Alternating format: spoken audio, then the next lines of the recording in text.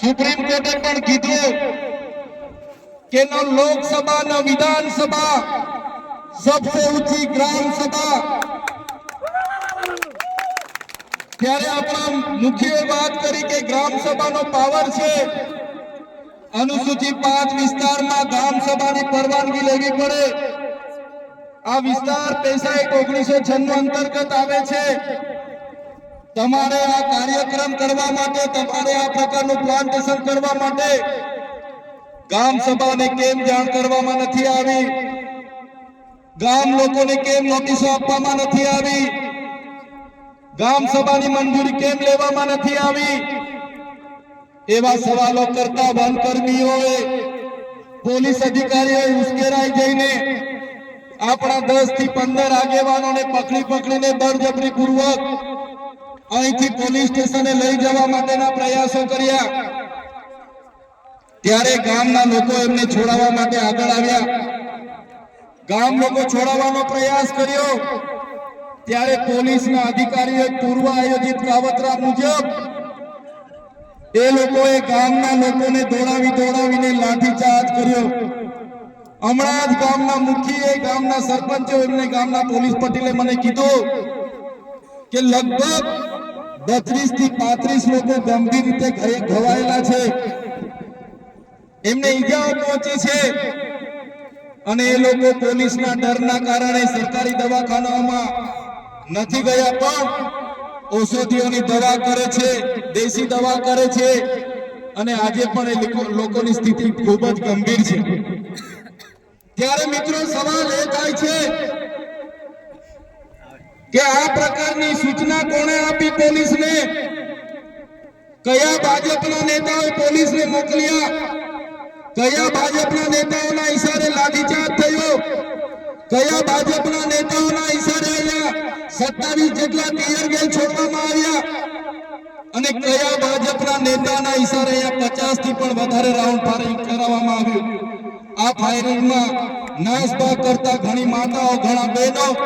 ઘણા વડીલો ઈજા પામેલા છે ત્યારે સાથીઓ આપણો આદિવાસી સમાજ સંવિધાન અને સંવાદમાં માનનારો છે આપણા લોકોએ સંવિધાનની વાત કરી સમાજની વાત કરી અને વન અધિકારીઓ અને પોલીસ અધિકારીઓએ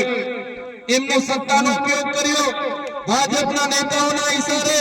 આપણા લોકોને ડરાવવાનો ધમકાવવાનો ઉપયોગ કર્યો આપણા લોકો પર લાઠીચાર્જ કર્યો ત્યારે આ ભાજપની સરકારને એમના એસપી ને એમના ડીવાયએસપી ને એમના ડીસીએફ ને આ ચૈતર વૈસાવા કહેવા માંગે છે અમે આદિવાસી લોકો સંવિધાનમાં માનનારા છે અમે આદિવાસી લોકો સમાજમાં માનનારા છે અમારા આદિવાસી લોકોને તમે છંછેડ છો અમે સંવિધાનને હવે સમાજ સાઈડ પર મૂકીશું એ દિવસે અહીંયા હાર પારની લડાઈ થવાની છે આદિવાસી સમાજનો ઇતિહાસ તમે જોઈ લેજો આઝાદીની લડાઈમાં અમારા ગુરુ ગોવિંદજી લડ્યા છે ભગવાન બિરસા મુંડા લડ્યા છે ટાટિયા નાયક લડ્યા છે ખાટિયા નાયક લડ્યા છે જલકારી બાઈ લડી છે મહારાણા પ્રતાપનો ઇતિહાસ જોજો અમારા પૂંજા ભીલ લડ્યા છે ત્યારે આ સરકારોને અમે કહેવા માંગીએ છીએ દેશની આઝાદીમાં પણ રૂપસિંહ નાયક જેવા લોકોએ અમારા સ્વતંત્ર રાજ્યની સ્થાપના કરી હતી દેશના વિકાસમાં પણ અમારા આદિવાસી સમાજે પરસેવો આપ્યો છે લોહી આપ્યું છે દેશના વિકાસમાં જ્યાં ડેમોની જરૂર પડી અમારા લોકો વિસ્થાપિત થયા છે કોરિડોરની જરૂર પડી અમારા લોકો વિસ્થાપિત થયા છે નવા નેશનલ હાઈવે બનાવવા અમારા લોકો વિસ્થાપિત થયા છે એરપોર્ટ બનાવવા માટે અમારા લોકોએ જમીનો આપી છે જળ જંગલ અને જમીનો પર રહેનારો અમારો મૂળ માલિક આજે પોતાના સમાજ સાથે આજે ગામથી પોતાની સંસ્કૃતિથી પોતાની પ્રકૃતિથી છીનબીન થઈ ગયો છે આટલું બધું કર્યા પછી પણ અમારા લોકોને તમે રંજાડવાની વાત કરશો તે દિવસે અમે તીરકાંઠા નથી ચલાવ્યા 13 તારીખે અમે ભાલાપાલિયા નથી ચલાવ્યા પણ અમારી માતા બહેનોને હેરાન કરવામાં આવશે આવનારા દિવસોમાં તીરકાંઠા પણ ચાલશે ને ભાલા અમે વિકાસના સાથે અમારે કોઈ નિસ્બત નથી વિકાસનો અમારે કોઈ વિરોધ નથી પણ આદિવાસીઓના ભોગે વિકાસની તમે વાત કરો છો એને અમે સંમત નથી એક બાજુ આઝાદીના 78 વર્ષ થઈ ગયા અમારા લોકો આજે આઝાદીના 78 વર્ષ પછી પણ 2% રોટલાઓ માટે અમારા લોકોને શહેરોમાં મજૂરી કરવું જવું પડે, અમારા બાળકોના શિક્ષણ માટે શાળાઓમાં શિક્ષકો માટે આંદોલન કરવું પડે, સારી શાળા માટે આંદોલન કરવું પડે, પીવાના પાણી માટે આંદોલન કરવું પડે, જંગલની જમીન માટે આંદોલન કરવું પડે, અમારી ખેતીના પાકના ભાવ માટે આંદોલન કરવું પડે, અમારા યુવાનો સાથે જે અત્યાચાર થાય એના માટે આંદોલન કરવું પડે, મારી બે દીકરીઓ માટે આંદોલન કરવું પડે. ત્યારે અમે આ સરકારોને કહેવા માંગીએ છીએ, આ તમારી મનુવાદી સરકાર, આ તમારી સામંતશાહી સરકાર, આદિવાસી સમાજ હવે જાગી ગયો છે. સરકારને અમે કહેવા માંગીએ છીએ, હવે અમારો સમાજ લડેંગે જીतेंगे, जिंदाबाद मुर्दाबाद, आगे बढ़ो. हाय सरकार, हाय हाय, आवेदन निवेदन હવે અમે કરવા માંગતા નથી. તમે પાડલિયા ગામ સાથે જે અત્યાચાર અમે કર્યો છે, જો આવનારા દિવસોમાં જે પણ લોકો પર એફઆઈઆર થઈ છે એ એફઆઈઆર રદ કરવામાં નહીં આવે તો આવનારા દિવસોમાં અમે પાલનપુર એસપી કચેરીનો ઘેરાવો કરીશું. એકલા નથી, તમારી સાથે આખા ગુજરાતના આદિવાસીઓ ઊભા છે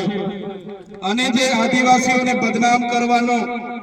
એમના સરકારોએ, એમના મંત્રીઓએ કર્યું છે કે આદિવાસીઓએ હુમલો કરી દીધો, આટલા પોલીસ અધિકારીઓને હુમલો કરી મારી નાખવાના પ્રયાસ કર્યા, ત્યારે આદિવાસી તો અહીંયા 3 કલાક સુધી વિનંતી કરતો હતો કે સાહેબ, અમે અમારા બાપ દાદાઓથી અહીંયા રહીએ છીએ, 3 પેઢી 4 પેઢીથી અમારું ગામ છે, ઘર છે, અમારો કૂવો છે, અમે 2006 અંતર્ગત વન અધિકાર અધિનિયમ અંતર્ગત આ જમીન માંગવા માટેની અરજીઓ કરી છે, અમને સનતો પણ મળી છે, કેટલા લોકોની સનતો પણ પેન્ડિંગ છે, છતાં કોઈનું સાંભળ્યા વગર જે વન વિભાગ, જે પોલીસ અધિકારીઓ અને રેવન્યુ વિભાગે જે કૃત્ય કર્યું છે એની અમે નિંદા કરીએ છીએ, એને અમે વખોડી કાઢીએ છીએ. આજે અહીંયા લીગલ સેલના પણ મારા વકીલો, મારા એડવોકેટ ટીમો આવેલી છે. જ્યારે પણ આ ગામને ન્યાયિક લડતની જરૂર પડશે, જ્યારે પણ આ ગામના લોકોને લીગલી લડતની જરૂર પડશે, ત્યારે પણ અમે તમારી સાથે છે. અને જો આવનારા દિવસોમાં જે લોકોના આદેશોથી અહીંયા હિંસા થયેલી છે એ લોકો પર એફઆઈઆર કરવામાં નહીં આવે, કાં તો આપણા લોકો પર થયેલી એફઆઈઆર રદ કરવામાં નહીં આવે, તો આવનારા દિવસોમાં પાલનપુર જિલ્લા કચેરી ખાતે ખૂબ મોટું આંદોલન કરવા આપણે બધાએ પહોંચી જવું પડશે. એના માટે પણ અમે આહવાન કરીશું. સાથીઓ,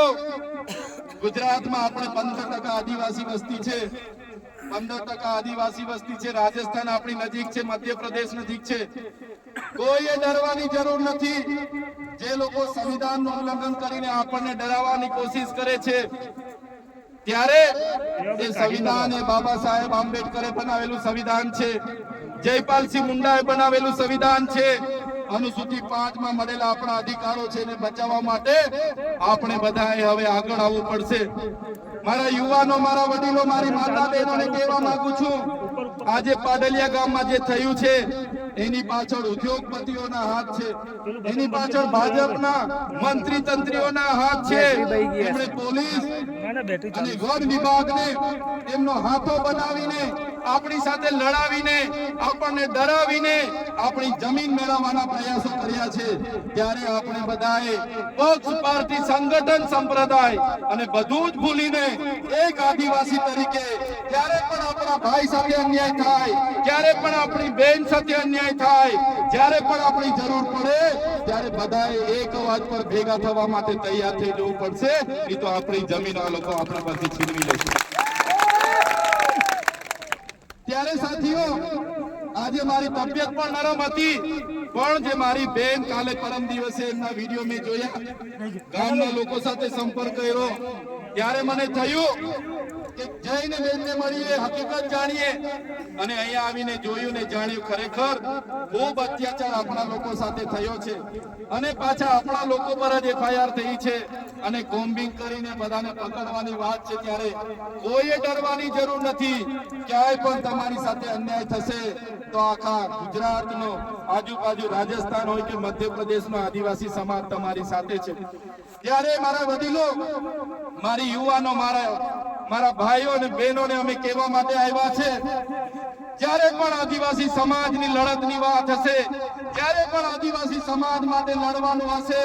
એ સડકથી લઈને સદન સુધી અમે લડવા માટે તૈયાર છે, પણ તમારો બધાનો સહકાર અમને જોઈશે, ત્યારે આ લોકો સામે અમે સમાજ સામે લડીએ છીએ, સમાજ માટે લડીએ છીએ, સરકાર સામે લડીએ છીએ, ત્યારે આ સરકારોને ગમતું નથી. અમને પણ જેલોમાં નાખી દેવામાં આવે છે, જેલોમાં લઈ જઈને અમને ડરાવવામાં આવે છે, ધમકાવવામાં આવે છે, વેદના આપવામાં આવે છે, મારા પરિવારને પીડા આપવામાં આવે છે, છતાં અમે ડરતા નથી અને ડરીશું પણ નહીં. મારા સમાજના તમામ મુખીઓ, મારા પટેલો, મારા સરપંચો, મારા તમામ પદાધિકારીઓ, યુવાનો, વડીલોને અમે કહેવા માટે આવ્યા છે, જ્યારે પણ આદિવાસી સમાજ પર આફત આવશે, આપણી અસ્મિતાની વાત હશે, આપણી સંસ્કૃતિની વાત હશે, આપણી બહેનો સાથે અન્યાય થશે કે યુવાનો સાથે અન્યાય થશે, તો આ ચૈતરભાઈ વસાવા અને અમારી ટીમ અમે આગળ રહીશું.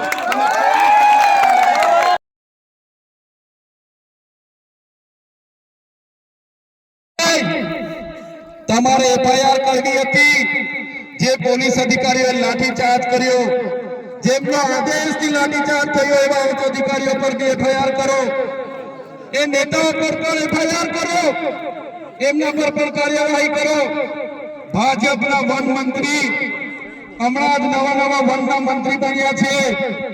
એને હોસ્પિટલમાં પોલીસ અધિકારીઓને બધા સાથે મુલાકાતો લીધી, એમણે એવું સ્ટેટમેન્ટ આપ્યું કે જે પણ લોકોએ જંગલી લોકો અમારા પોલીસ કર્મીઓ પર હુમલો કર્યો છે એમને છોડવામાં નહીં આવે. ત્યારે મીડિયા મિત્રો, એ ભાજપના મંત્રી, એમના કલેક્ટર, એમને કહેવા માંગુ છું,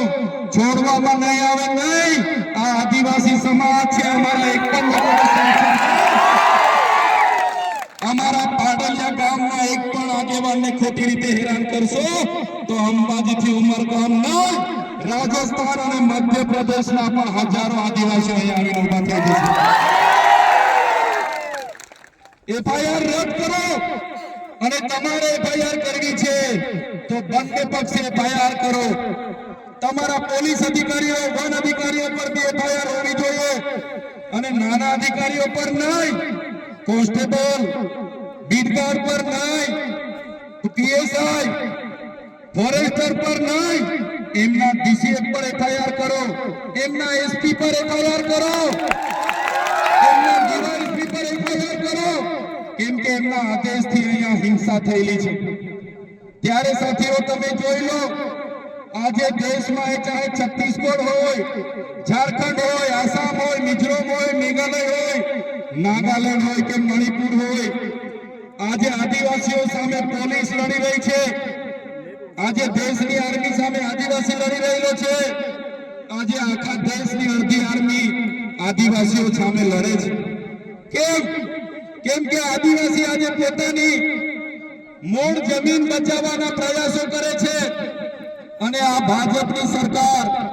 એમના કેટલાક ઉદ્યોગપતિઓને આ જમીનો આપવા માટે, એમના નામે આ જમીનો કરવા માટે આદિવાસીઓની જળજંગલ જમીન છીનવી રહી છે. સંવિધાનના જે પ્રાવધાન છે, અનુસૂચિના પ્રાવધાન છે, ઉલ્લંઘન કરીને સત્તાનો દુરુપયોગ કરીને આપણને રંજાડવામાં આવે છે. ત્યારે મારા ભાઈઓ, મારા વડીલો, મારી બહેનો, મારી માતાઓ, આજે તમારા પર અત્યાચાર થયા છે. ગઈકાલે કેવડિયાવાળા પર અત્યાચારો થયા હતા, દાહોદવાળા પર અત્યાચારો થાય છે, પોળાવાળા પર અત્યાચાર થાય છે, બેડા પાણી ગામવાળા પર અત્યાચાર થયા હતા, જોશીનાવાળા પર અત્યાચાર થયા હતા, ખેડ બ્રહ્માવાળા પર અત્યાચાર થાય છે. ત્યારે મિત્રો મેં તમને કહેવા માંગુ છું, ક્યાં સુધી આપણે બેઠીશું? ત્યારે જે દિવસે આપણા અહીંના પાડાલિયા ગામના લોકોને આ લોકો જો હેરાન કરશે તો એ દિવસે આપણે ગાંધીનગર તરફ પણ રસ્તો પકડવો પડશે. અને સરકારને પણ કહેવા માંગુ છું, આ આદિવાસી સમાજ ગોળો છે, શાંતિપ્રિય છે, શિસ્તમાં માનનારો છે, અમને છંછેડશો નહીં, એ તો આદિવાસી સમાજ જે દિવસે રોડ પર આવશે, ગાંધીનગરનો રસ્તો પકડશે, તે દિવસે નેપાળ વાળી પણ અહીંયા થવાની છે.